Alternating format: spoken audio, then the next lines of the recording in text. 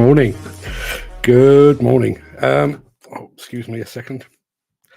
The mouse is a bit sticky this morning, not for any particular reason. It's just not working properly. Good morning, Jim Turner. Good morning, Steve Williamson. Good morning, Chris Ford. Good morning, Gary Muirhead, Dan Collins, Graham Footy Williams, and Ken Hatcher.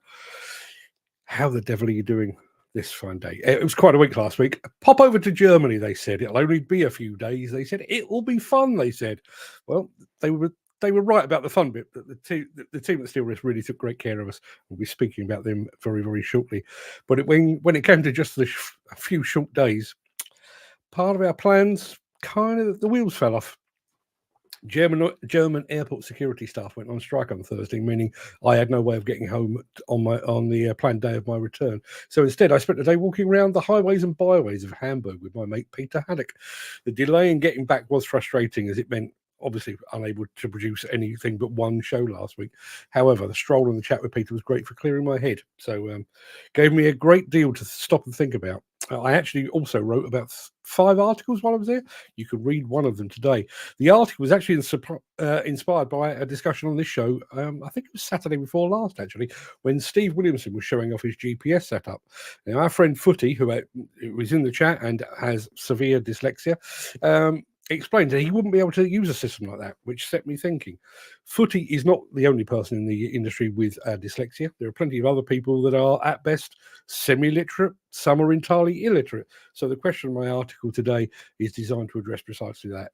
Is the advent of technology already pushing some people to the sidelines of the industry? If you'd like to read it, you can do so using the link that I'm about to post in the chat. Bear with me 1 second.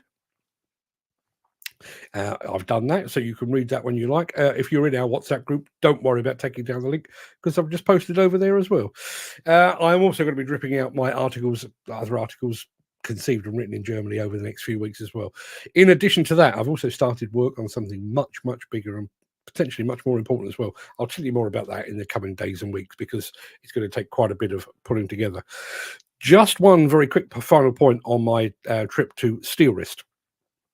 On my departure, I was given a gift. I'm going to show it to you now. I don't know how well this is going to be going to show up. Let me just get rid of that from the screen. I was given that. Can you see that? That's a block of very, very heavy glass. And that is a 3D rendering of the new 3rd generation quick coupler. It is so detailed, in fact, that the company that produced that were required to sign an NDA, because you could actually build a replica or copy of the Steelwrist 3rd generation tilt rotator using that as the basis. So it's highly detailed, highly valued, highly covetable. Now, under normal circumstances, I would be putting it up for grabs and, run a competition. But not this time. On this occasion, I'm going to award the gift to a longtime friend of mine and of the show. And I'd like to think this will mean a whole lot more to that person than it will to me. And that person is Mr. Steelwrist himself, Mr. Gary Muirhead. Gary, I don't know how well that's being picked up on the screen, but that will be heading to you after the show today. So yes, that's coming your way, and it's very heavy. It's going to cost me a fortune in postage, but yes, it's going to be worthwhile. And as I say, I like it. I think it's a fantastic thing. It would look very nice on the shelf, although it would obviously attract an awful lot of dust. But I do think it will be of more value to Gary, who obviously is a big Steelwrist fan himself. Now, just one final point that I wanted to get through. If you were following my LinkedIn profile last week, you may have seen some very cryptic messages. I rather stupidly got myself embroiled in some nonsense with somebody really inconsequential. I shouldn't have written to it. It was like a lion being troubled by the presence of an ant. Anyway, I've squashed all that. The ant can be as bothersome as it likes. Some of us have much better things to do. So, without further ado, let me roll the intro, post the question of the day, and we'll get this show on the road. And I'll come back to the chat immediately after one of these.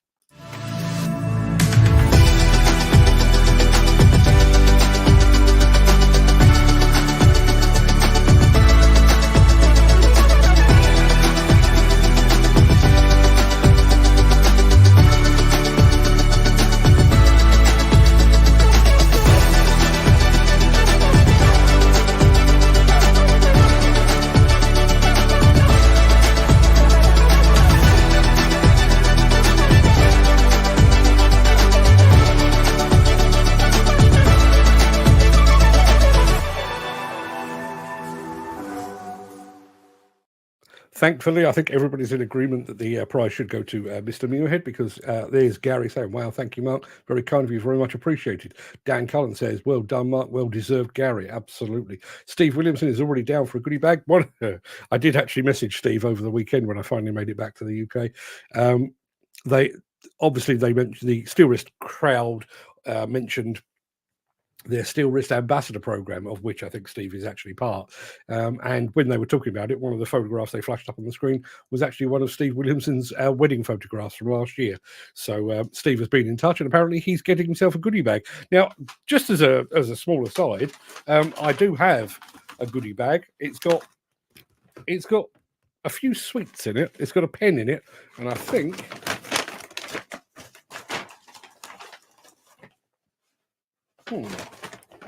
it did have a bottle opener in it, but I can't. To be honest, it's not even worth giving away. I was gonna give it away if there'd been one more piece in there, but there's not. So yeah, we'll crack on with that. And there's Chris saying, "Gone to the right man." Would have been wasted on me. Wasted on me, to be honest. I mean, look at the backdrop here. I've barely got room to swing a cat. So yes, that will be heading its way up to Mr. Muirhead forthwith. We've done the intro. We've done the question of the day. So it is time for me to remind you where and what we are. It is Monday, the 18th of March. Welcome to the Breakfast Show. I am your host, the odious Mark Anthony. If you know, you know. In today's show, Steelwrist unleashes a host of new products. It is Hyundai's largest wheel loader, but is the HL985 hot or not? I'll leave you to decide on that. In the week that JCB is set to make another huge announcement, we're going to take a closer look at the company's X-Series cab. John Deere gets down and dirty, plus Montabert gets ready to break free at Intermat 2024. But before all that, we do have the small matter of today's mystery machine to decipher. So let me play you this first.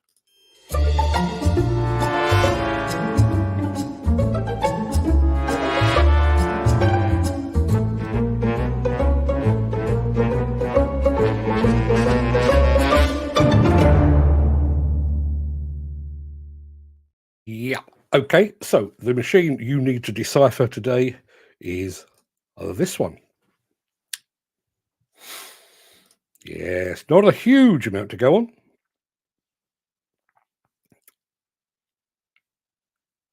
Anybody got any clues on that? I'd love to hear from you. I'll be very surprised if you get it from just the one picture, but stranger things have happened, and it's happened in the past. So while you're figuring that out, let me take it off the screen, and we will do. I'll just very quickly remind you of our question of the day. We've already had a couple of answers in, but here is a quick reminder of that question of the day, which comes from our friend Wolf Welder. Tell you more about that in a second.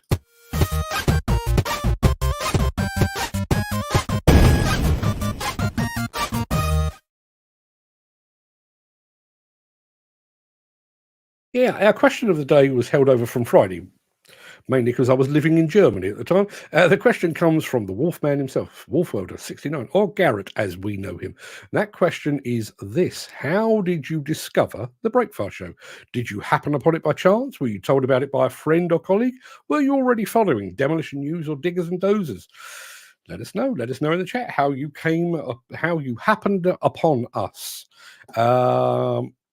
Jim Turner is going with that. You're a bit ahead of the time there, Jim, if I may say so. But yes, that's let's throw that up. That's what you've got to work with. That's your mystery machine of the day. And I tell you what, just to make things a little bit not that much easier at all. But there's another part. There you are. That's what you've got to work with. If you can identify that, you will have the admiration of your peers. We'll come back to it at the end of the show. But speaking of the show, should we start? I think we probably should.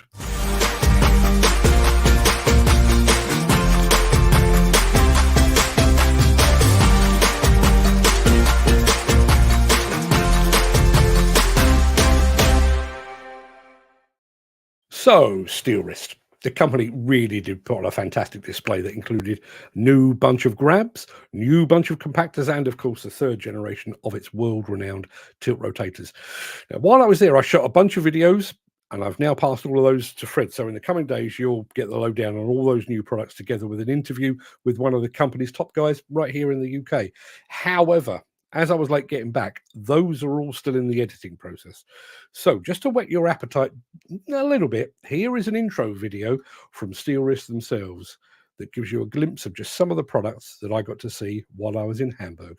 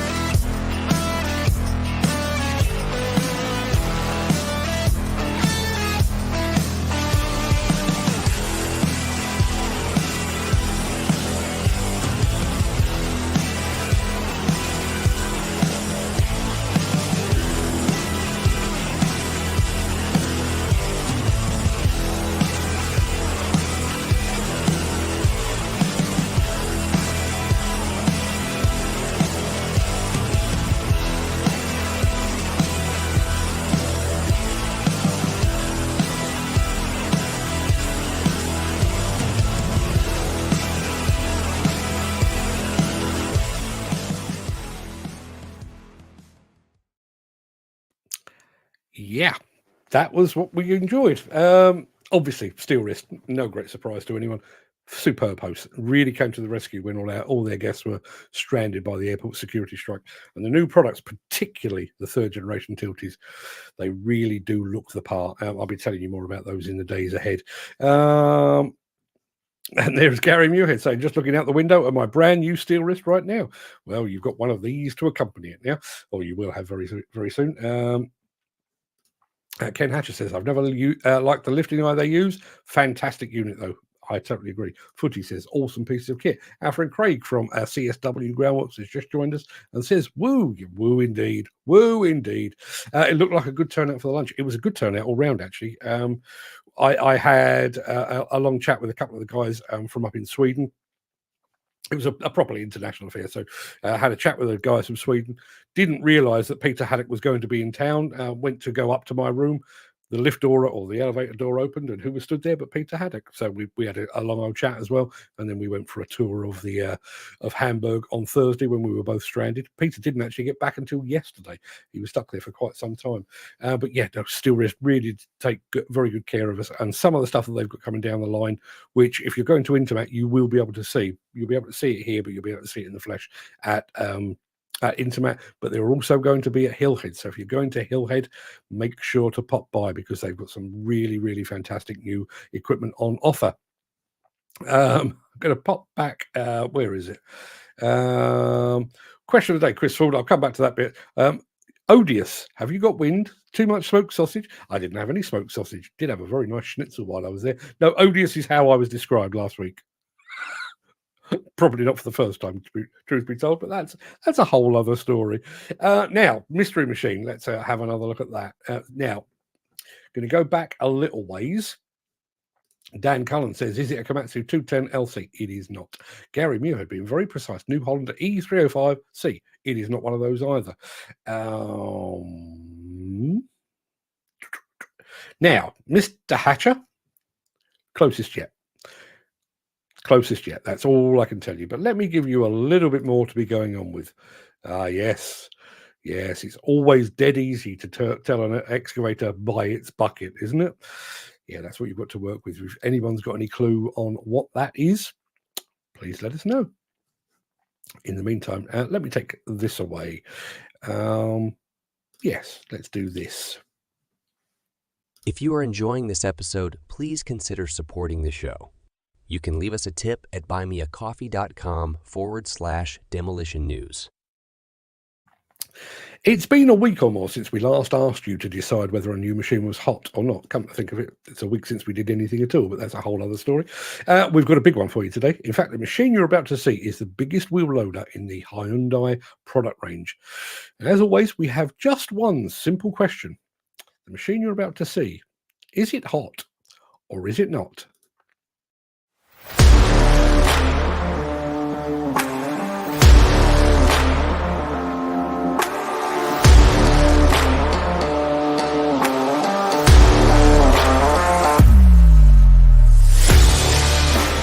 Introducing the new Hyundai HL985 wheel loader. The largest machine in Hyundai's powerful lineup of wheel loaders, the HL985 sports a bucket big enough to deliver a 9 cubic yard payload. A 480 horsepower Cummins X12 engine meets the toughest global emissions requirements while powering through the biggest jobs.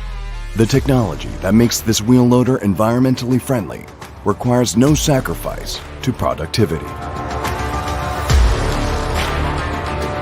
There is no EGR and no forced regen, reducing wear and tear on parts, improving engine reliability, and increasing uptime. When you're moving 9 cubic yards of material with every pass, you need durability built in. That's why the HL985 is equipped with a high-load ZF axle and an axle oil cooler. These features prevent overheating during repetitive tasks to help ensure this massive wheel loader stays up and running hour after hour and shift after shift. Hyundai wheel loaders were already known for their durability, but the strength of the boom is even greater now due to the use of high tensile strength steel and a proprietary heat treatment process applied to the cast steel. The newly designed counterweight provides greater stability while protecting the grille door, which means your investment can stay more productive. The center pivot bearing is now equipped with an oil seal that keeps the bearing free of debris for increased reliability and productivity. Not only is the HL985 wheel loader even more reliable, but it is also even easier to service with a switch-operated hood that opens fully for easy access to the engine and cooling units. The new HL985 is also packed with features that keeps the operator comfortable. And that's important because a comfortable operator is more productive. Comfort starts with a remote door control, which lets the operator enter quickly and safely. Upon stepping up to the cab, the operator can use the air compressor to quickly clean out accumulated dust and dirt.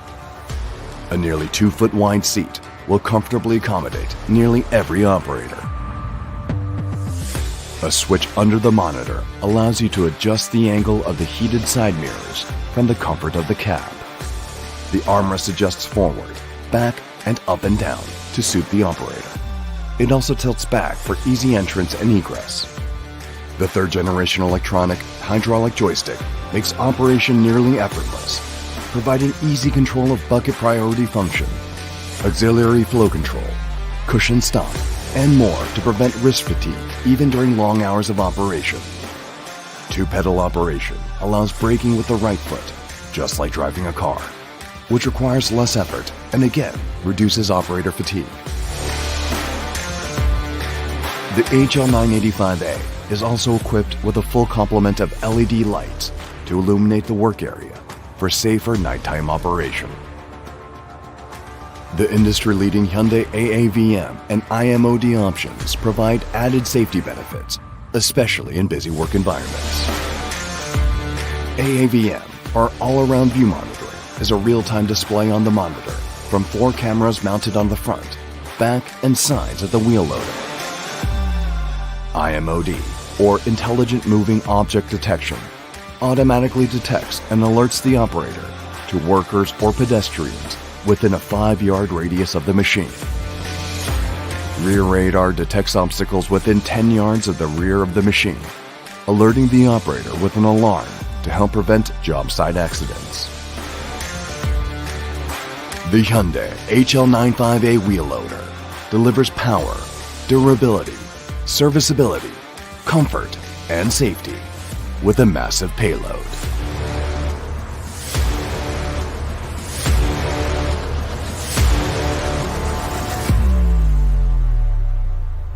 building a comfortable tomorrow.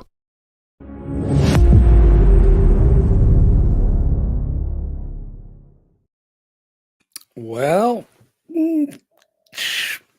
I think just about hot is the overall answer on that. Dan Cullen says beautiful and hot. Wouldn't necessarily argue with that. Ken Hatcher says medium to hot. He also says medium. Footy says hot.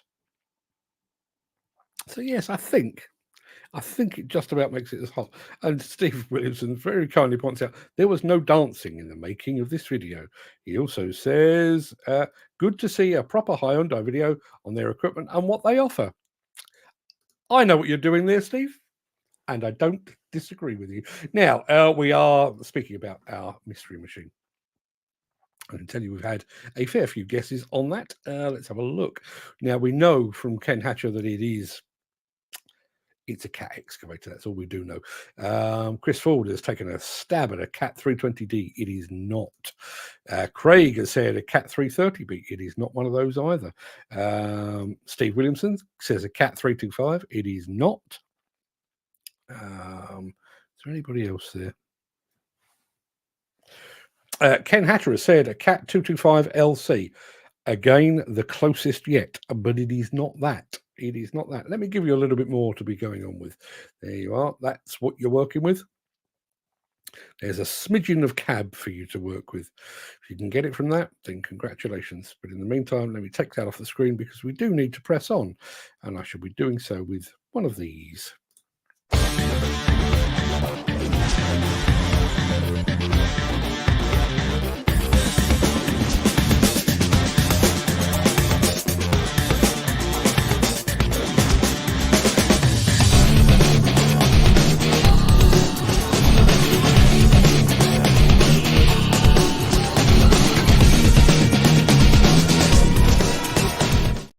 Okay, people, it is time to get down and dirty. And who better to get down and dirty with than the mighty John Deere?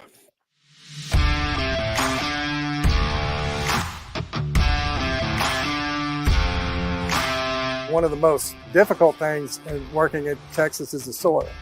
We have some of the most expansive soil in the world right here in North Texas.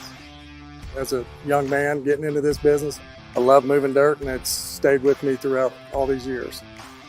I love heavy equipment. I love dirt. No day is the same. I'm fighting different battles every single day. It's just fun. I always do it with a smile. I'm never not wanting to go to work. At any given time, Dow Dirt could be working on 10 to 15 projects. We have about 15 to 20 pieces of John Deere equipment. We're using smart grade on our dozers and our blades. Dow Dirt really relies on using smart grade. The advantages of using smart grade is we eliminate a lot of labor with survey, so the equipment can come in and it pretty much grades the side out by itself. We don't need surveyors. We don't really need anybody providing stakeout or letting the guys know where they're at on grade. They know in the machines where they're at. The smart grade system, it helps us be efficient at moving dirt. We get the right amount of dirt moved, which saves us time. It's important to us as a contractor to nail grade so we can turn the job site over to the next contractor, and we are done. We are on grade and finished. Dow Dirt has been using John Deere equipment since the beginning in 2018. Dow Dirt really likes using John Deere because they're there every step of the way. They make us feel like we're family. We just believe in John Deere.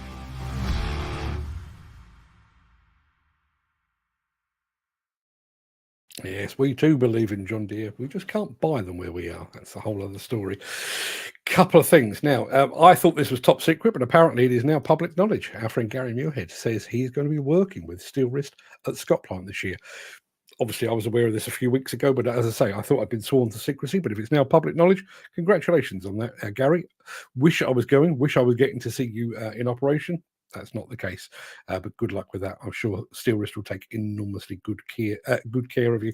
Chris Ford says John Deere have been amongst the top-selling machines in agriculture. Never really pushed it in construction equipment in the UK. All very true. All very true. Now, going back to our mystery machine, which, as we know, currently looks like this. Chris Ford says, is it the 320 GC? It is not. It is not. Steve Williamson says 240B. It is not. Ken Hatcher is going with the 235. It is not. And the 320 GC from Dan Cullen, it is not one of those either. Let me give you a little bit more. Doesn't tell you anything really, does it? But that's what you've got to work with. But you're all honing in. Let's put it like that. You're getting closer, but you're not quite there. And I will tell you that the actual name of this machine is actually quite long. I won't expect you to get all of it, but I do need more than what you've given me so far. So keep trying. Now, should we have some of this? Since the finance bill came into effect in April, the construction industry has seen a surge of fuel thefts. The rising cost of living has placed an additional risk of theft by employees and contractors, as well as opportunistic thieves. By using diesel dye and placing warnings of its use, you are sending a clear message that this is your fuel.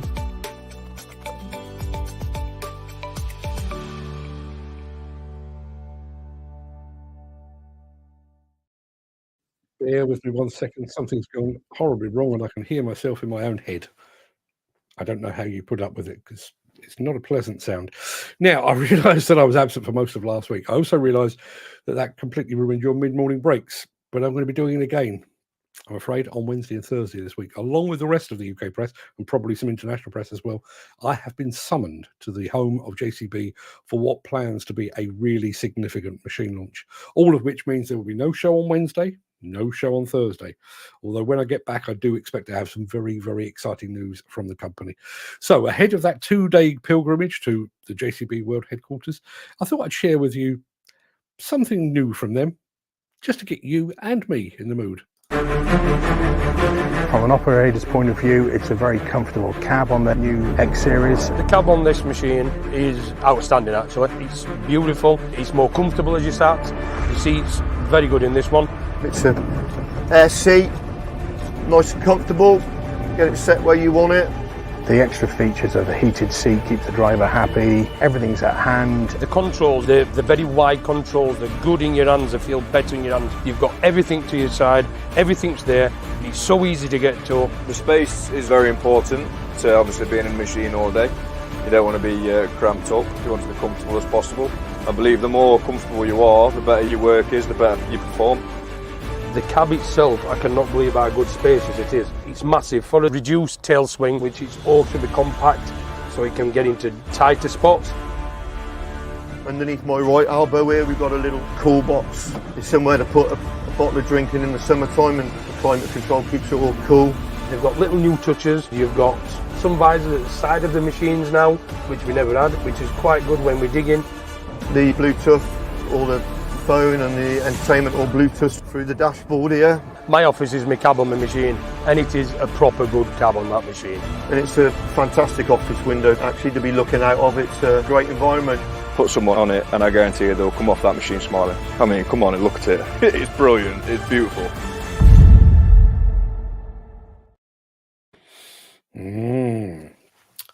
Something awesome this way comes. I could tell you more about that probably on Friday, I would guess. Yeah, Friday. Now, let me just go back to the mystery machine because we do have somebody that's 99.9% got it. So let me go back a little bit. Ken Hatcher has gone for the Cat 235. It is not. Dan Cullen, the Cat 320 GC. Nope. The Cat 345 DME. It is not one of those either. Chris Ford has said a Cat 365 ME LC. It is not. Steve Williamson says the 215. Ken Hatcher says the Cat 245, which it is, but I can tell you the closest of all, and probably, well, unquestionably, our winner for the day is Gary Muirhead. He's already picked himself up a gift all the way from Hamburg, and he's now got the right answer. In actual fact, that machine that you're looking at, and I can prove it to you, let me show you, that actually, let me read to you the full title of it, shall I? It is a Cat 245B Series 2 ME. Is what that is. It's a Cat 245 ME. Yes, indeed it is. Congratulations, Gary. You have the admiration of your peers. Let's have a look who we got here. Jim Turner spotted a little, let me get rid of that, a little Barnsley Dave on the video. I don't know who that is, but welcome to the show. kind of. Ken Hatcher says, a good cab. Servos are a bit heavy for me. I have to say, I've been mightily impressed by the X-Series cab. Steve Williamson says, the seat is comfy, but really cheap plastic inside. One I was on only had a few hundred hours on it, and things started falling off. I want to like them, but compare it to others, it just isn't up there for me. Interestingly, ahead of this Wednesday and Thursday, I was speaking to somebody who is likely to be among the first to purchase the new machine. What I'm going to see, absolutely blown away by the quality. So it is horses for courses. So yes, Footy says, I actually drove one of those in a quarry. Jim Turner says the 245 is a lot better machine than the 140X. Too much ground pressure for a short-assed 25-tonner general purpose machine. Well, as I say, there is something very, very important coming. And good morning to Carly Northwood, who has just joined us and who has a new job, which passed me by completely. Carly, I'll speak to you after the show. We've got one final thing left to do, I think. So we need to play this.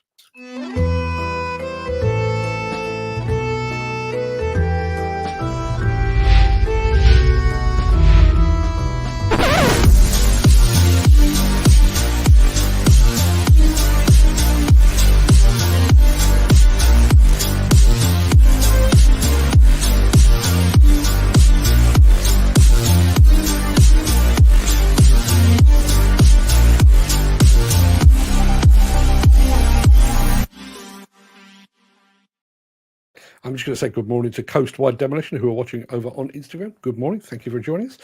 Now, while that was playing, I have scanned my diary, and I can tell you, I'm not going to be here on Wednesday. I'm not going to be here on Thursday. But apart from that, I'm here right the way up until Intermat, apart from the Easter holidays.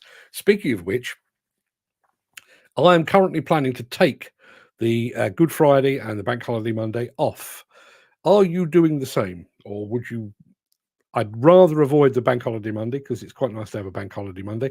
But if anybody's going to be around on the Friday, on Good Friday, which I think may be next week, let me know and I'll still pitch up and do a show if you're going to be around.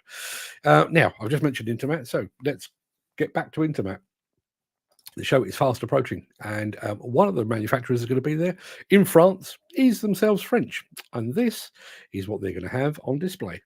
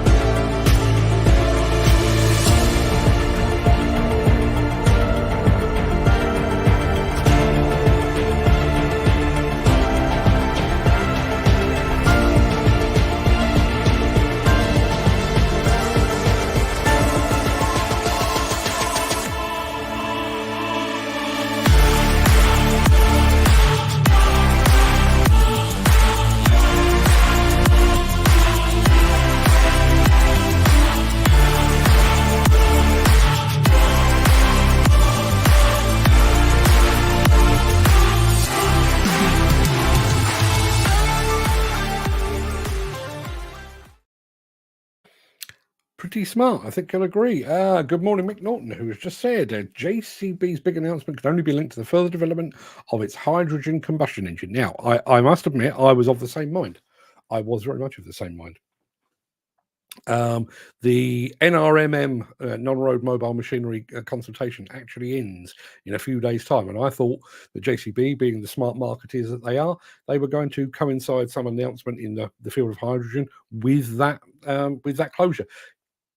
My understanding is that's not the case. I was tipped the wink on what it was while I was at Steelwrist, speaking to a few people there, and I've since spoken to a UK demolition contractor who has ordered 2 of the new machine. 2. They could be certainly the first UK demolition company, but they could well be the first to actually take delivery of the new machines. I'll be telling you more. I've not been sworn to secrecy, but that's all part of the fun, isn't it? So I'm not going to tell you exactly what it is that I'm going to see, although somebody has already indicated it today. I'm going to let that one slide. So that's just about it for the main part of this morning show. I'm going to roll the outro in just a second for leaping gazelle-like. I've not leapt gazelle-like for a whole week, so I'm going to leap gazelle-like over into the chat to see what you're all saying today. If you can't stick around for that, then please do stay safe. Look after yourself, your family, your friends, and your colleagues. I hope to see you again very soon, ideally tomorrow, because I won't be here on Wednesday and Thursday. But if you do have the time and the inclination, I'll be back with the Craic immediately after this final word from our key show sponsor.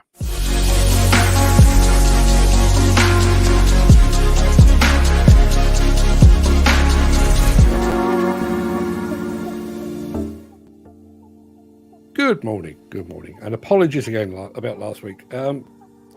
I have no regrets, if I'm being completely honest. No regrets whatsoever. When let me just get rid of this. I've got a cable wrapped around my arm. Yes, so just to take you back, I was supposed to be there on Tuesday, Wednesday. Let me think. Tuesday, Wednesday, and Thursday. The event itself actually took place on Wednesday, but because of timings and everything else, the plan was that I was going to fly back out on Thursday morning. A couple of the Swedish guys that I know, and good morning to them, by the way, they had heard that there was an airline strike. And when I looked, it appeared that it only affected Lufthansa. So I kind of smiled wryly to myself and thought, well, not my problem, because I'm flying with British Airways. And about half an hour later, my phone pinged to say, you're staying precisely where you are. Thankfully, the fine folks at Steelwrist organised me another hotel, and it was a real week of coincidences, actually. As I say, I was walking into an elevator, and Peter Haddock was coming out the other way. I didn't know he was going to be there. Good morning, Joe Brown Construction Company. And then when I checked into my new hotel, I was going in, and 2 guys from JCB that I know were coming out, because the first day that I was in Germany was the press day, and then the second day was actually dealers and OEMs.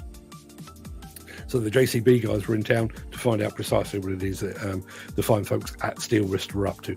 But I did get to have a good mooch around Hamburg. I had must have been 6-7 hour walk and talk with Peter Haddock, and came back feeling rather better about the world. So thanks for that, Peter. I know he's probably still asleep because he had quite the week last week, one way and another. But yeah, really appreciated the time and the chat. It's cleared my head no end. Now let me go back to the very beginning. Chris Swald says, hopefully JCB have expanded the X Series into larger machines. Watch this space is all I can say. Right, let me go right back to the very beginning. And I have to go back beyond the beginning, obviously, because Dan Cullen has found that the door opens over on YouTube a little bit earlier than it does everywhere else. Good morning, Mark. Looking forward to seeing the show. I was looking forward to seeing the show. You've no idea how frustrating it was, particularly on Friday last week, to actually be sat in a hotel with enough information and footage to have produced the show, but I didn't have a strong enough Wi-Fi signal. Our friend Tristan Mays over at Crane Hub has just joined, and he says, I'm passing on this message to you. He says, morning, you bunch of legends. And morning to you, for you are also a legend. Morning, Tris. Thank you very much indeed for joining us. Good morning, ladies and gentlemen. On to Ventures New. Yes, Dan Cullen is he's moving slightly up country, and good luck to him for that. Let's have a look. There is our friend Footy saying good morning. And he's also still got no work, still sitting at home, which must be an absolute pain in the rear end. Dan Cullen, very kindly, great to have you back. It's great to be back. As I say, very frustrating. And one of the things that I did notice while I was away, you know, when you do a thing so regularly that it kind of influences the way you live your life. Like I always have an alarm set, but I'm always awake before the alarm because my body is so attuned to waking up at the same time. When I was in Germany, it got to 10 o'clock or 9, let me think, it got to 11 o'clock there, which was 10 o'clock here. And you could, I should be speaking to people now, and it wasn't possible. Gary Muirhead says, good morning, Mark. Good morning, everybody. Any birthday cake left over? None whatsoever. If you knew my family, you would know. They are like a plague of locusts. Any food that's left lying around, sometimes you haven't even finished eating it, and somebody will come on, hoover it up. Speaking of hoovers.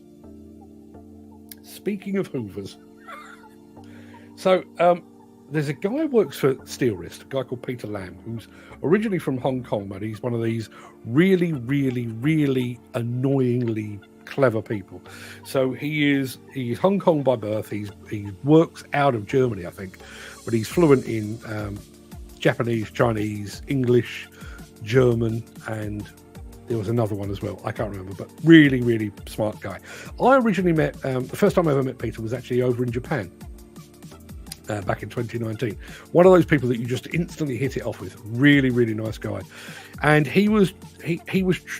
You know how we talk on this show about, and particularly Steve Williamson, about how some people just don't get the whole tilt rotator thing. I realise they should. I realise we're way beyond that now, but that some people just don't get it. Peter, being the smart guy that he is, has come up with an analogy. And the analogy is something along these lines. I did actually write it down because I thought it really summed things up. If you went out today and bought yourself a top-of-the-range vacuum cleaner, you would expect it to have a roller head that allowed you to operate round corners, right? One of the things that was mentioned in one of the speeches during the visit to Steelwrist was they'd done a survey of operators. Why do you like the tilt rotator? And there was lots of, I don't have to reposition my machine very often, or if at all. It makes the work more flexible, much more versatile, and so on down. 95% of operators surveyed said it makes operating more fun. Going back to Peter Lamb's vacuum cleaner analogy. Good morning to Blue Machinery Group, who have just joined us as well. Yeah, going back to his analogy, he said about, you wouldn't buy a vacuum cleaner today that didn't have a roller head. We've got one in this house, and I often do the vacuum cleaning. And I do it because it's now fun. It's not having to do it in lines like I'm trying to create the lines on a football pitch. You can go around corners, and you can make brum brum noises in your head if you wish to. I don't do that, but some people could. Now, so you've got the analogy of the vacuum cleaner tilt rotator. Tilt rotator, or a vacuum cleaner, however, operates in 2D, your 2 dimensions. A tilt rotator operates in 3 dimensions. So imagine a vacuum cleaner that could also vacuum the walls. That's what you've got with a tilt rotator. So when somebody is telling you, I just want to do that, why would you not want to do that? Why would you not want to do that as well? If you could. Peter Lamb, thank you for that. And thanks for the chat. He's a good fella, is our man, Peter. Ken Hatcher is prepared for the weather. Yeah, and unfortunately, we've got, as I say, we've got a couple of days up at JCB, and I looked at the weather yesterday. In Staffordshire, it is nice today, nice tomorrow, Wednesday and Thursday, chucking it down. So that'll be fun. What are you going to do? Just got to roll with it, I'm afraid. Jim Turner joined us just to prove it. There he is. Steve Williamson joined us as well. Chris Ford as well. Mark White. Morning, Mark. I didn't see you sneaking under the radar there, but thank you very much indeed for joining us. Now, my question of the day, and I'm going to go first to the guy that actually asked me to ask the question. There he is, Wolfwelder69, our friend Garrett. Question of the day I missed on Friday. You didn't miss it on Friday because I wasn't here on Friday. So, we're doing it today. How I found the show, I was watching YouTube shorts and saw videos of stuff blowing up, which I liked, so I went and explored the channel further. I think a lot of people did exactly the same, not necessarily through YouTube shorts, but obviously we already had a following on Diggers and Dozers and on Demolition News, which we tried to notify when we actually started the show. So I think that's how we got some people on board, but interested to find out how you got the rest. Our LinkedIn user is Carly Northwood, who has changed jobs. I'm going to speak to her later, find out exactly the wins and the whys.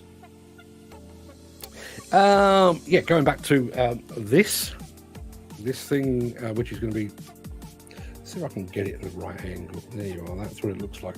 All very 3D and sexy. What does this say? Footy says, I know how they do that. Done with laser dots. Get close to the edge, they will shatter, but it's amazing. Should look the Hells Angels. Not sure what that bit means. Don't send the glass to China. No. Well, as I say, and this was a genuine conversation. Apparently, they sent the design needed to do that to the company that produced those, and then had to legally ask for it back to say, before we send it to you properly, we want you to sign an NDA, because if that passed into the wrong hands, then someone somewhere in the world, quite possibly China, could have actually made a rival version, let's say. Jim Turner says, fair play, Mark. If anyone will truly appreciate it, it's definitely Gary. That was my feelings indeed. As I say, I'm going to have to wrap it and then re-wrap it and wrap it again, because it is, I reckon there's about a pound of glass there, but it's obviously glass, and I'd like it to get there in one piece. So, that's going to take some wrapping. There is Gary saying, wow, thank you, Mark. Very kind of you. Very much appreciated. Not a problem at all, sir. Steve Williamson getting a goodie bag from Steelwrist. As I say, there's the remainder of what I brought back. I don't know what's happened to the bottle opener. If I do find it, I will offer it up for grabs. But I do have my family have already nicked most of these. But yes, look, Steelwrist. Can you see that? Let me get the angle right. That should do it. Yes, Steelwrist. Steelwrist Sweeties. I think there's 4 or 5 of those left. So if you arrive tomorrow and I'm sat here chewing, you'll know why. Let's see. Chris Ford, gone to the right man. It would have been wasted on me. As I say, I mean, I could have put it on the shelf behind me, but I'd much rather it went to somebody that would really, really appreciate it. Now, question of the day. How did you discover the Breakfast Show? And here is Gary Muirhead says, on Facebook, it popped up something you may be interested in. I loved every episode since. Thank you very much indeed. Jim Turner, can't for the life of me remember. I guess I probably heard about it on LinkedIn. Yeah, LinkedIn has been a real big boost for us, I have to say. It's directed quite a few people in our direction. I think word of mouth probably does it more than anything else now, because obviously we've got people like Gary, but Dan Cullen. Dan Cullen has been enormously helpful in telling people about this show, and it has gradually. I see the stats, and our audience numbers continue to go upwards. Steve Williamson says he actually heard about us at Balmer.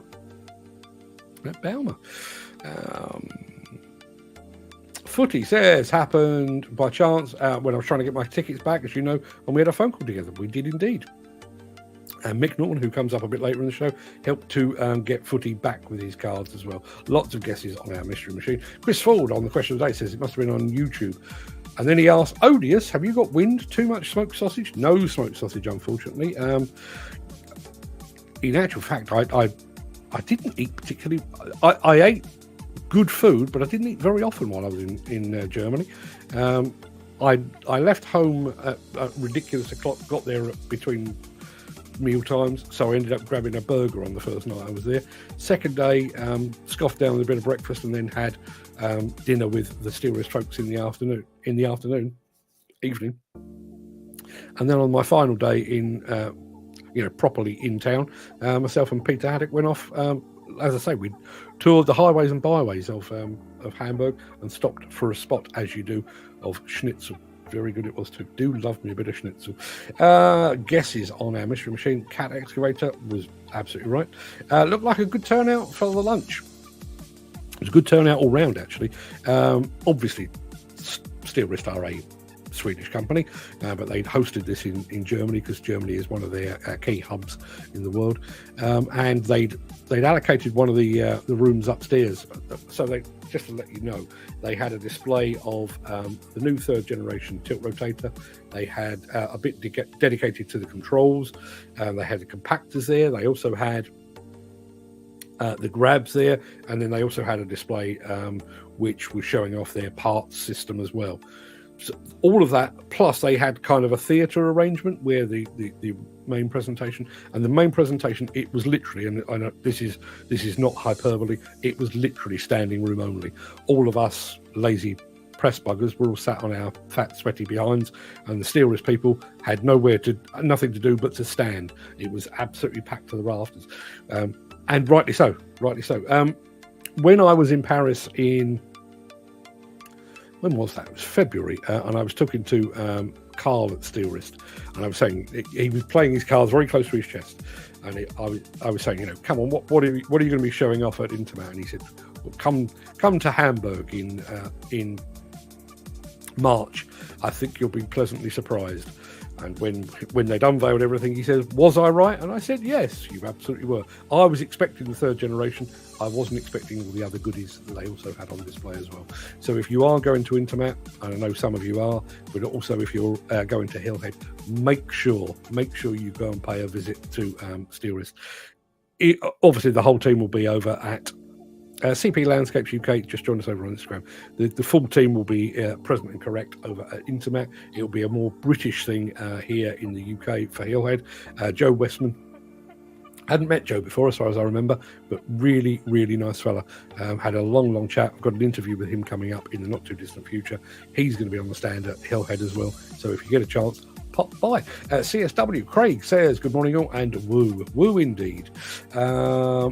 Footy says they do some awesome bits of kit. And now, I did say this to Gary on our WhatsApp group the other day. Gary took the keys to his new machine after closing time on, not pub closing time, after site closing time on Friday afternoon. That has got to be the worst thing, isn't it? Here's a new toy, but you can't play with it for 2 days. That must be like waking up on Christmas morning and your parents saying, here's your new bicycle. Right, get your coat on. We're going to your grandparents for 2 days. You're not going to be able to ride it. But there's Gary out and about today with his new machine, and very smart it looks too, particularly with the Steelwrist on it. Ken Hatcher. I've never liked the lifting eye they use. That's Steelwrist again, but fantastic unit. Yeah, absolutely.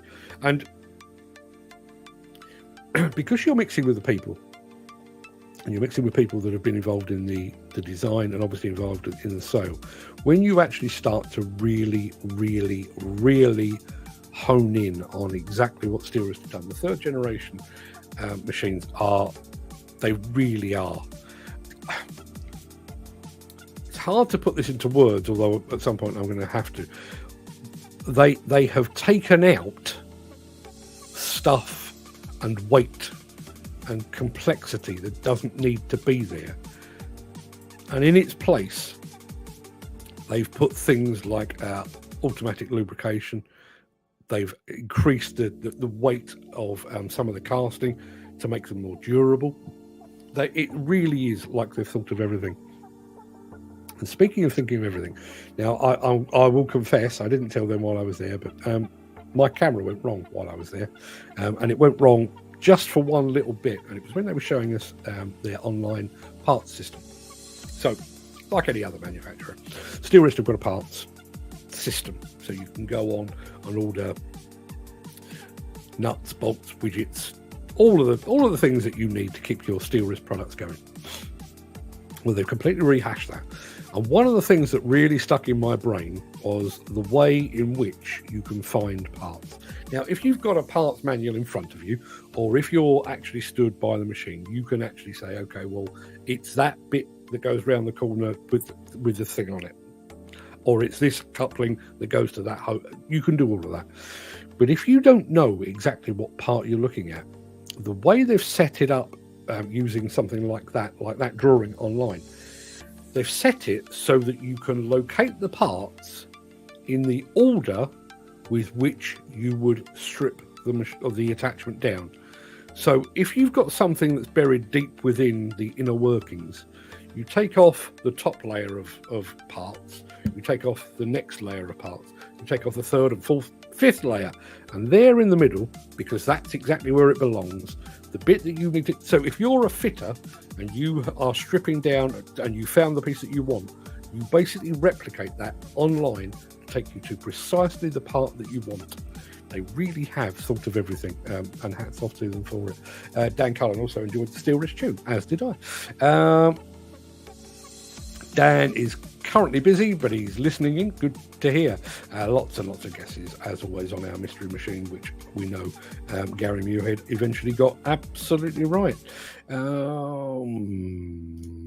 Yes, I can see what Steve Williams was getting at.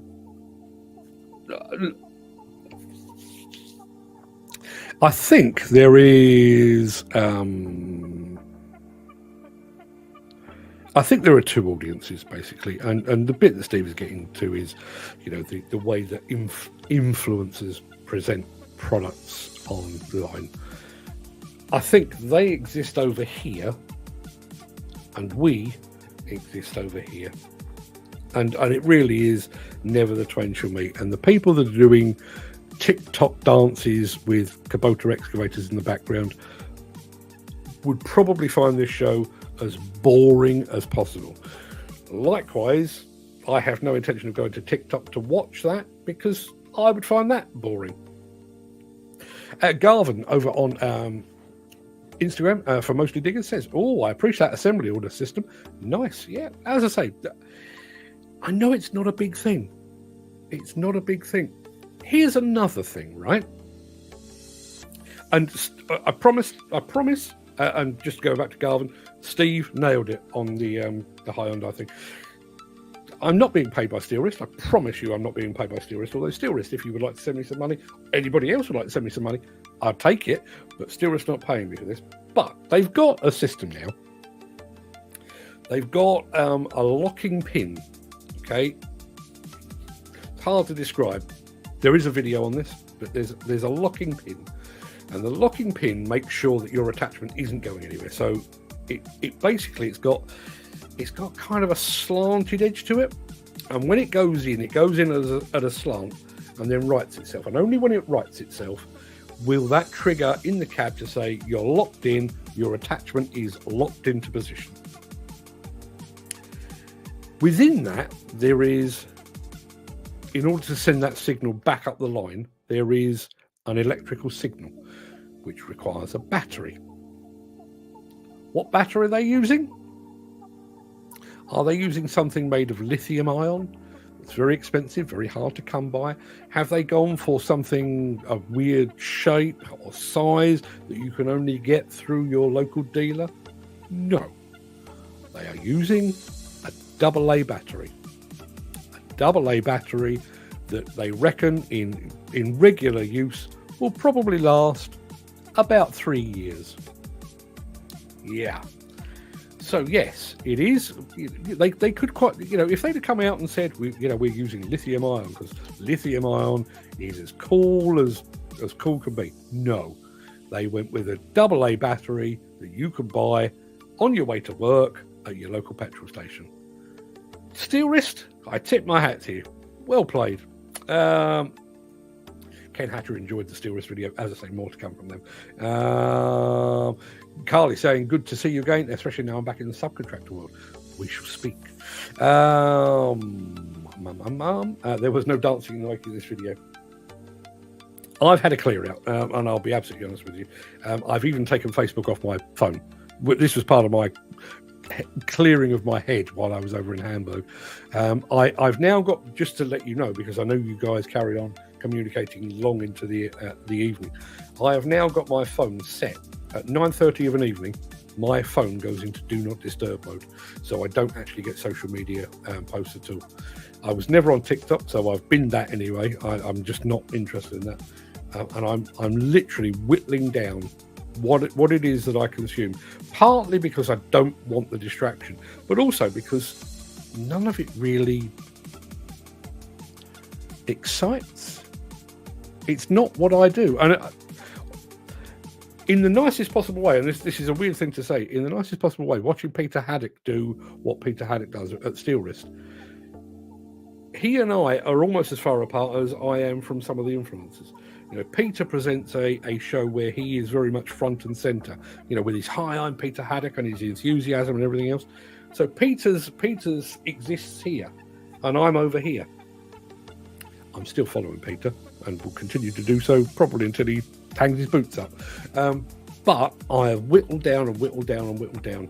The only people that I'm interested in now are the people that are doing the kind of thing that I find interesting.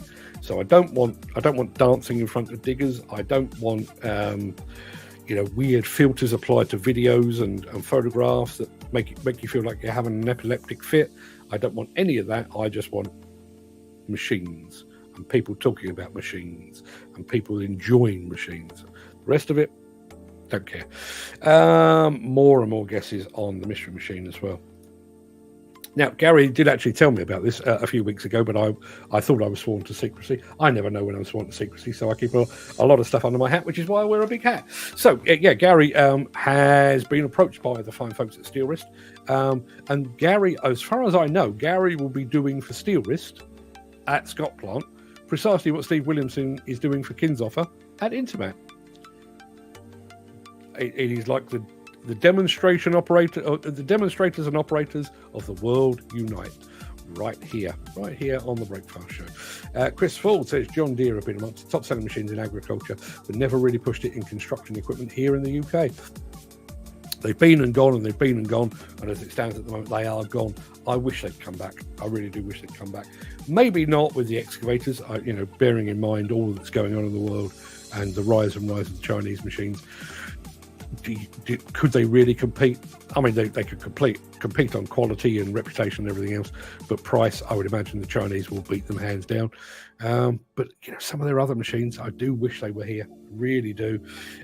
More guesses on our mystery machine, and there was the right answer.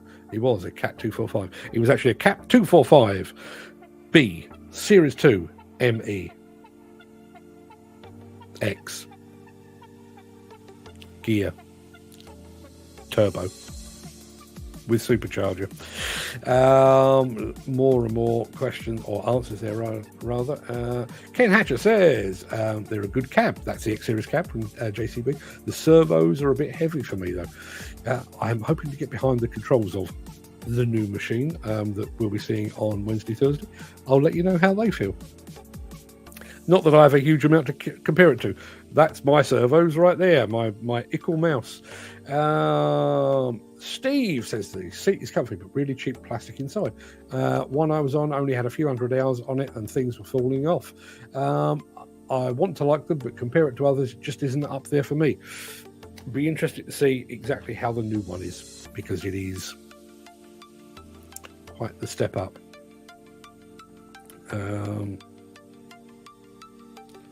I think Jim Turner on the same line. 245, a lot better machine than the 140X, but too much ground pressure for a short-ass 25-tonner general purpose machine, he says. Now, I asked about Easter. My inclination, as it stands at the moment, is to do a show on Good Friday, which, if memory serves me correctly, is Friday next week. Is that right? Partly because, well, frankly, I'll be awake and firing anyway, but also having missed all but one show last week, I don't really want to only produce 2 shows this week. So if you're going to be around, please let me know, because I will pitch up and do something on, even if Friday is just a bit of a chin wag. We'll see. Steve Williamson will be around because he's going off to Intermat. He's going to be working on over the Easter break. Mick Norton. I don't know whether there's going to be anything new on the hydrogen. My understanding is that the launch on Wednesday, Thursday this week is going to be entirely around one significant machine.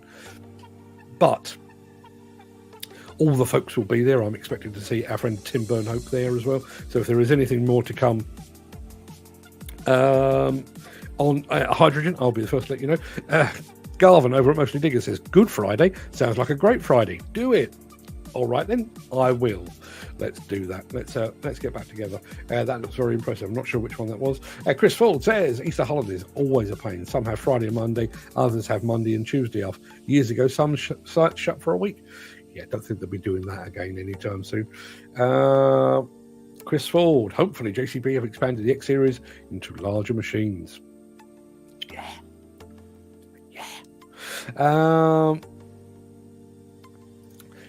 Footy says, that bit you said about the reading of the GPS, could you send it to me please so I could read it?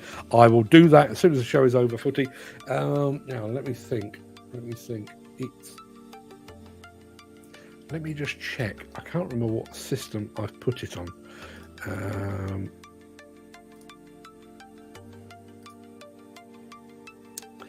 Yeah, I've put it on a system where you will have to put it through your text-to-voice system, I'm afraid. But yes, I will do that as soon as the show is over. And thanks for the comment on that, Chris. I've just seen that you've commented on that article as well. I will have a proper look at that in just a moment. Mick Norton says, historically, JCB have steered clear of dozers, piling rigs, and demolition applications. You're correct. However, and I tell you what, I'm going to put this in the public domain. I was speaking to a company, a demolition company. They were, while I was in Germany, they were up at Utoxeter looking at this new machine. They've ordered two, and they've ordered two partly because the new machines are apparent, or the new machine is very, very smart indeed. But also, they said that Scott JCB are unbeatable for service. Obviously, they're talking about their part of the country, which happens to be Scotland, but Scott JCB. So, Scott JCB, you may just have bagged a couple of sales, obviously based on the new machine, but also based very much on the quality of your service. So, well done. KGN Demolition just joined us over on Instagram as well. Good morning to them.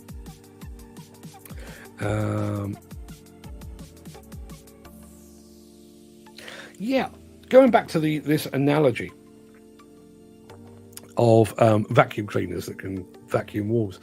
Your hand can do whatever movement you want. So if you're sitting on the machine, why can't the bucket do it as well? Much easier for you to dig around jobs. Brilliant idea. Yeah. You're when you, I don't know what, if I've just signed something offensive, I do apologise. But if you think of all the things that your hand can do, and effectively the machine is an extension of the human sat in the seat, why would you not? Why would you limit yourself to your hand only working in one plane when you could have it working in all the planes? It's a good point. Well made. Mick Norton says, a LinkedIn debate triggered my interest. That was the question of the day. How did you discover the show? Well, I'd like to think we are still doing that. I'd like to think we're still doing that. As I say, we've... Steve Williamson says, they used to do Steelwrist wine gums. I think that's what they are in the bag. I'm not much of a wine gum fan. So, going back to that JCB video on the X-Series cab, Jim Turner says, I worked with Little Dave and that JCB footage was taken on the site I'm on now. And that 245 is the one I was on for a few weeks. It grew on me over the weeks, and then I had to go back to my 140X.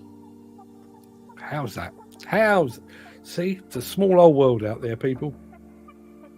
Chris Ford apparently happened upon us whilst surfing for digger porn. I realise we refer to digger porn. Has anybody ever actually searched that term? I haven't, and I have no intention of doing so because I'm afraid of what I might see. I'm going to say good morning to Peter McKenna. Morning, Peter, who's just arrived. Oh, well, nearly missed it. I slept in. Just on that basis of digger porn. I won't go over how I ended up with a porn career, because you've all a career in the porn industry. I didn't have a porn career. Let me be absolutely clear. But the premise of that story was I'd been to the red light district in Amsterdam I won't bore you, but one of the shops I went in, my friends down the pub had asked me, this is sort of pre-internet and pre-availability of online porn. So my friends had asked me, while you're in the red light district in Amsterdam, be sure to bring us back some videos, which I did, which is how the whole thing panned out. But the point that I was going to make was, when I went into the shop, they had video cassettes literally floor to ceiling on long racks, literally floor to ceiling. So I guess there was probably 7 or 8 rows of the and the shop itself was kind of L-shaped. So you went in, there was a long way in, and then the thing went off to the right. So when I first went into the shop, there was your regular porn. There was a girl and there was a guy, and it was regular, okay? The next section was all female. Fine. And the further you went into the shop, the more extreme the content became. I got about halfway to the corner where the whole thing went to the right, and I was already in the section of dwarf porn. So I backed up a little bit and I made my purchases from the earlier part of the shop. To this day, I have no idea, and I don't want to know, what was lurking around the corner. If you're only halfway in and you're at the dwarf porn, stop going, is my advice. That's all I'm saying. Let's have a look.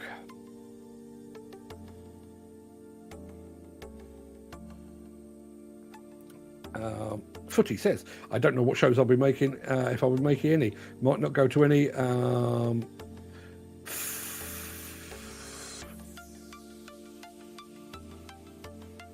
Yeah, unfortunately, giving up a day's work, travelling across the country to these shows. Listen, I'd like nothing more than to have everybody in the same place at the same time, but I do know it's tough. It is tough. If you can make it, though, please keep me posted. Dan Carr says, LinkedIn at the beginning, then missed a while and started following on Facebook. Now YouTube. That's how he discovered the Breakfast Show, and he's been a major addition to the show as it is.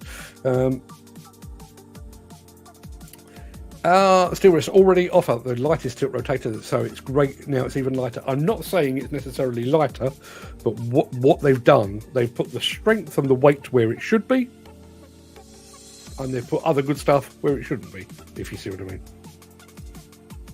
Spring must be in the air. Sat listening to the Breakfast Show, watching the four-legged grass rats mating and planning watership down Armageddon.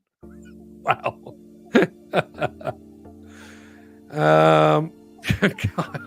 We've gone left, people. We've gone off at a tangent. Garvin over at Mostly Digger says, I remember visited a pawn shop in the States, and they actually had pallets of DVDs. That's when I knew I was out of my depth. Yeah, pallets.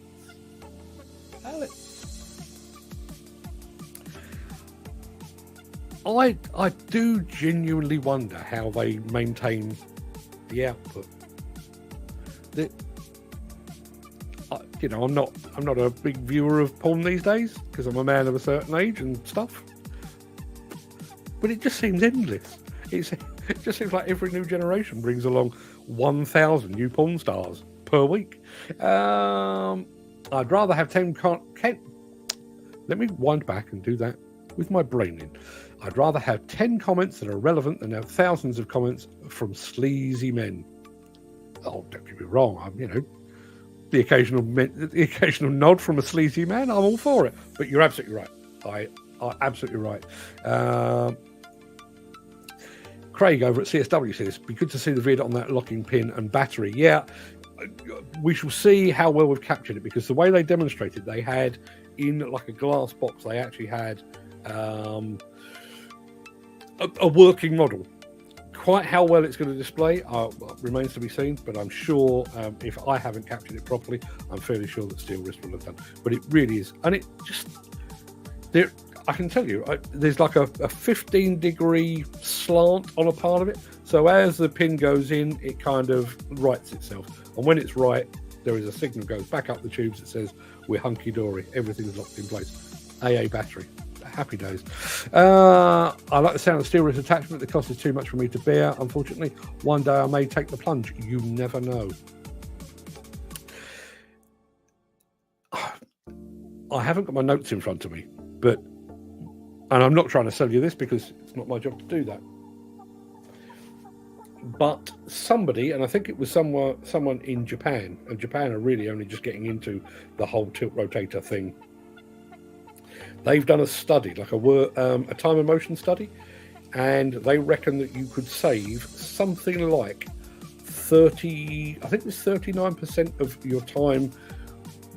The time that you spend repositioning the machine, diggy, reposition, diggy. If you've got a tilt rotator that allows you to do that, 39% reduction in machine movement, which is time, is fuel, is cost. Have a really good look. Demolition R Us just joined us over. I don't know who Demolition R Us are, but they've just joined us over on Instagram. Peter McKenna says, I was watching a new product video from SDLG, another Chinese excavator manufacturer. Seems like they're plotting to advance in the UK and Europe and UK markets. They all are. They all are. That does seem to be the way, doesn't it? Yes, we've built some Chinese diggers. Where can we sell them? Oh, the UK looks good.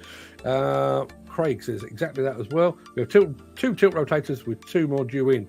It'll be very hard to return back to a conventional machine, working out for us and my company. Yeah.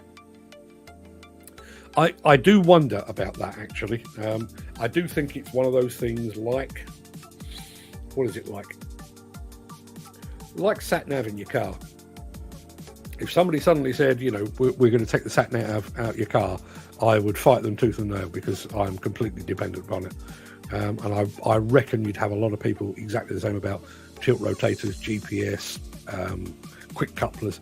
You imagine, I know you've had the last 3 years with your Royal Quick or your Steelwrist or whatever it might be, but we're taking it all back. You'd be lost, absolutely lost. Dan was going to be around on Friday. It looks like we're doing a show on Friday. I've just searched for digger porn, says Peter McKenna, and found a forum on planttalk.co.uk. Yeah. Chris Ford says, thought you were going to mention the red light district in Hamburg. The Reaper Barn, yes. Didn't go, but yes. What happens in Hamburg stays in Hamburg. I don't know if I mentioned this before I went. But I was telling people about this while I was there, and I did check. It's not there anymore. When I was in Hamburg about 25 years ago, there used to be a porn theatre in the airport. So you could go and watch porn in the airport while you waited for your flight. You really could. And I know it sounds like I'm making that up, but that's absolutely the case. Peter McKenna says, have you seen the walk around videos on YouTube, Chris Ford? Don't know. I've got to admit, most of the digger porn is based around gold diggers. And still never watched an episode. Peter McKenna says, my granddad was 70 when he introduced an innocent 14-year-old to porn. So, Mark, you still got years of porn watching ahead of you. Wow. See, the trouble is, when you've worked in the industry, which I kind of did. I wouldn't say I'm bored, but I know what's the expression? I know what I like, and I like what I know. That's me. Vegas was an eye-opener. Rows of shops next to each other included a chemist shop, pawn shop, gun shop, and then a tank and helicopter shop. It was crazy. Yeah, it really is. And the fact that you can go into there is a Walmart. There's a Walmart just off the strip in Vegas, and you can go in there. And I went in there to buy some American sweets for the kids because they were kids at the time. And there's the sweets, and there's the clothing, and there's the breakfast cereals, and there's the gun aisle in Walmart. And Walmart basically is American Asda, same company. Yes, you can buy a gun in Asda. Steve Williamson says reduction in fuel, etc. is 100% correct. I've also been using the rev settings according to the task, and I'm saving 500 litres per month. That is some serious wedge right there. I don't know what the going rate for a litre of diesel is, but 500 of them is a fair few quid. And I do think that's going to be the bit between us going from diesel to electric / hydrogen / anything else. That is going to be one of the key kind of tipping points. I think there is a lot to be said for actually sitting down and really paying attention. Listen, I'm not an operator, but I know what I'm like. You get in a machine and the inclination is to go full rabbit or hare and, crank the revs to the maximum, because obviously that gives you more power. No, it doesn't. That's always been the temptation, and we've always liked the roar of the engine and all of the things. But in actual fact, if you can kick that back a bit and you can make yourself some savings, it will not impact the performance of the machine one iota, and you'll be saving yourself a few quid at the same time. I have a fantastic case study to go out this month rather on tilt rotators. Be an interesting read. Carbon, hashtag carbon, hashtag versatility, says our friend Craic. When you release that, send me the link. I'll have a look. Chris Ford. The innuendos on this show are priceless. Where else could you find a pin powered by a machine, by a battery rather, demonstrated by a model that goes all the way in? Listen, I know my audience. I know what they like. Bow Machine has just joined us. Some of my friends from Germany have just joined us over on Instagram. Peter McKenna, it's mad. Start talking about diggers and the talk turns to sex. I know what turns me on, but I genuinely stick to objects made of skin and bone. Listen, I know what the audience likes. I can't predict which way the conversation's going to go. Chris Ford, I've not lived. I must have lived a very sheltered life, judging by my peers. Yeah, listen, as I say, and each their own. I would say, if you find this offensive, I apologise, but it's the first analogy that's crept into my head. Porn and religion. Take your pick. If that's what you like, if that's what gets you through your day, I don't care whether it's girl and bloke and girl, bloke and two girls. I don't particularly want to watch dwarf porn myself, but if that's what gets you through your day, good luck to you. Personally, I think the whole porn industry hit its greatest heights. Does anyone remember Ginger Lynn from back in the 80s? Far too good looking to be in the porn industry, but she was. Yeah, happy days. Peter McKenna says, porn over religion any day of the week. I wasn't asking you to choose, but I think I'd be with you. Steve says, a lot of people put the revs at the max. Machines nowadays, you'll do more according to the job. This Volvo, when lifting, you put the revs right down to the setting, gives you more lift than it would if it was flat out. Yes, it would. And some companies, and I'm sure Volvo would be among them, back in the day, the arrival of a new machine would be, here's a set of keys, machine's over there, knock yourself out, and here's an operator manual. And listen, I'm a person that tries to assemble IKEA wardrobes without looking at the instructions. So am I really going to read an operator manual that's that thick? No, I'm not. Today, however, as I say, Volvo would be a good example, Liebherr would be another. The handover of a machine tends to be a lot more detailed, and they will actually tell you, the delivery people, and I don't mean UPS or DHL, but the dealer that's delivering the machine will actually take you through things like Steve has pointed out there and show you some real key operating principles. And if that means that you can knock back the revs for certain applications and save yourself some money on diesel, why not? If you've been here for any length of time, you'll remember we did a show with Volvo, must be 2 years ago now, I think it was an evening show, where they were talking about the gamification of machine monitoring. So imagine you've got 5, 10, 20 operators within a company, and they're all on different machines, but you set them the task of reducing their fuel consumption. and maybe there's a prize up for grabs for the person that reduces their fuel consumption by the greatest percentage. Now, obviously, a big machine will use more fuel than a smaller machine, so you work it on based on percentage reduction. But if you could do things like that, like, for example, the tilt rotator, rather than constantly backing and forward with the machine, you do it all from the same location, so you're not requiring the machine to move, but you're knocking back the revs. You're thinking about what it is that you're doing. And all of that then goes into some sort of online league table, which is perfectly possible. And at the end of it, somebody says, Steve Williamson, you've knocked back our fuel bill by 500 litres. Here's an extra 50 quid in your pay packet. I think there's a lot to be said for that. Peter McKenna says, anime porn is the in thing nowadays.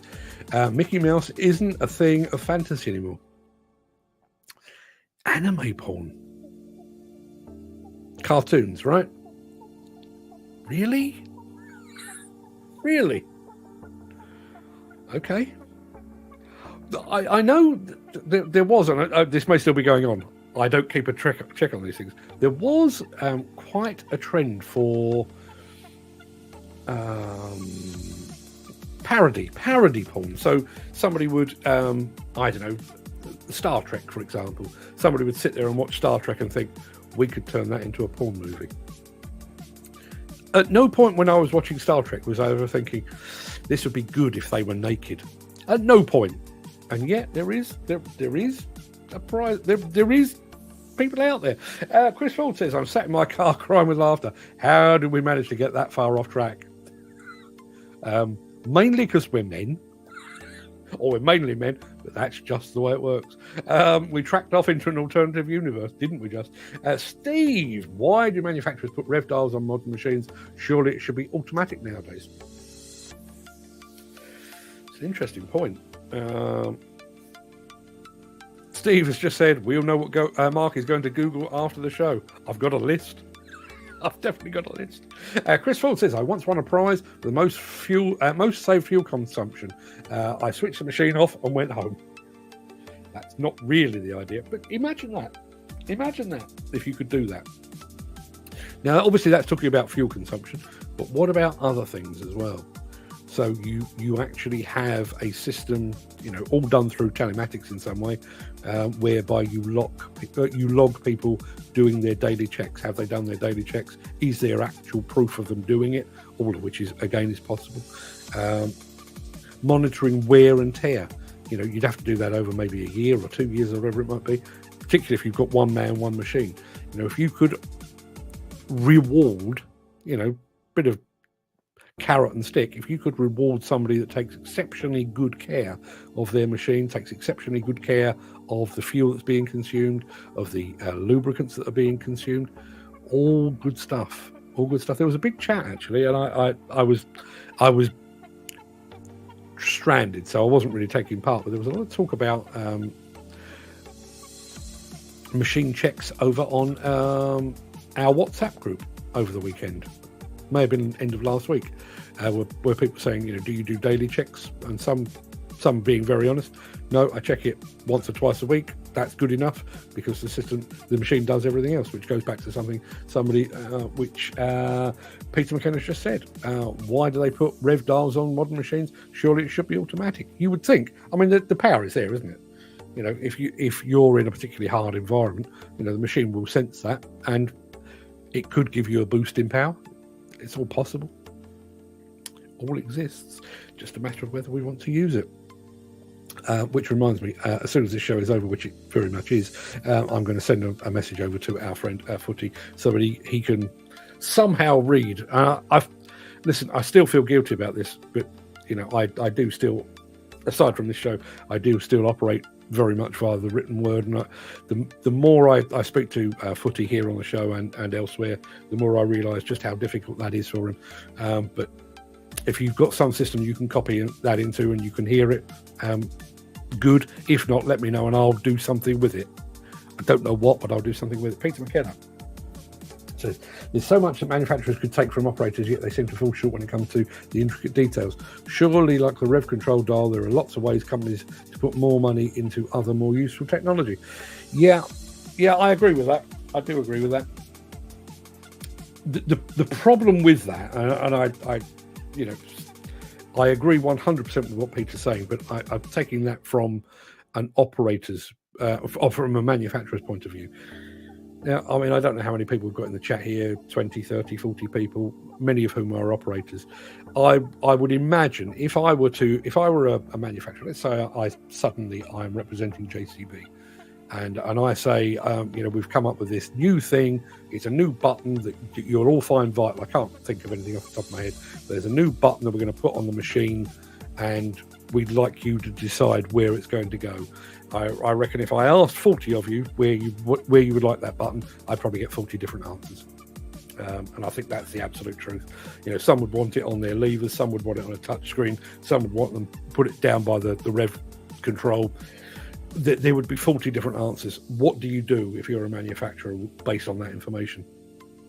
Where do you put your button? Do you go with the average? Do you go where it's most sensible to put it? So it goes on. So there we are. That's the show done. I do need to send a message to our friend Footy so that he can read the article or listen to the article one way or another. I'm going to be back tomorrow. As I say, a quick reminder, no show on Wednesday, no show on Thursday. I have to say the one on Wednesday is a little bit annoying because I just don't, I'm not due there till the afternoon, but there's no way I can get a show out and get up there in the time that's allocated. So yes, there you are. Chris Ford says, joking aside, I ran an O&K RH4 40 years ago, and it ran on a cup full of diesel. Peter says, bye, all good to see you back, Mark. Thanks for your time and effort. No problem at all. Good to be here. Offered my opinions to the JCB fellow from the factory, but he didn't seem interested. Again, and I'm not here to speak in defense of JCB or anybody else, but you imagine, Jim, how many operators offer their opinion on the machines. And when you think, you've got Scott JCB, who we mentioned earlier in the show, Barclay JCB, Holt JCB, all of these JCB dealers, all feeding back to the manufacturers, and there are hundreds of those. How do you collate and actually work on all of that? Maybe the individual manufacturers do have their ambassadors. Steelwrist, for example, have their ambassadors who they get to promote their stuff. Maybe manufacturers need a club, a community that they can say, okay, we are doing this. What do you think? Don't know. I'll ask the question when I'm up there. Everybody, go and have a fantastic day. I apologise again about last week. Completely beyond my control. I apologise about this week. Again, beyond my control. But all things being equal, I should be here after Thursday. I should be here right up until I go to Intermat, and then I'll be there while I'm at Intermat as well. And Jim Turner says, I think they should listen. A lot of folk are going back to other manufacturers. You're always going to get that. Yeah, you're always going to get that. And as I say, it is. Think about this. How many excavators do you reckon JCB sell into the UK market in an average year? Let me take a wild stab. Let me say, across the board, minis and larger excavators, 10, 15, 20, 30,000. What do you do with 30,000 opinions? And yes, I do think you can take the average, you can distill some of that and take the average of some of those comments and some of that feedback. But can you honestly expect to incorporate 40,000 comments on an existing machine that is probably going to stay in the range for the next 5 or 6 years? It's not easy at all. I need to go and blow my hooter. I've got a very itchy hooter. So everybody, go and have. Jim says there'll be plenty of JCB machines on the second-hand market in the next few years. I think there'll be a lot of machines on the second-hand market, come what may, when we start to do away with diesel, but that's a whole other story. Let's chat about that tomorrow, shall we? Till then, everybody go and have a fantastic day. Really appreciate your input, as always. I promise not to talk about porn, dwarf or otherwise, tomorrow. I may not keep that promise. We'll see how things pan out. But until then, everybody, go and have a fantastic day. I'll see you I'm not going to cut him off in his prime. You give operators a tick sheet. Then you get options that you can collate. There you are. Manufacturers: JCB, Caterpillar, Hitachi, Komatsu, Hyundai, Doosan, Devellon, XCMG, Sunwood, Sally. There's more. All of you. Check sheets for operators. That's what you need. Jim Turner, you have the copyright on that. Everybody, have a great day. See you tomorrow.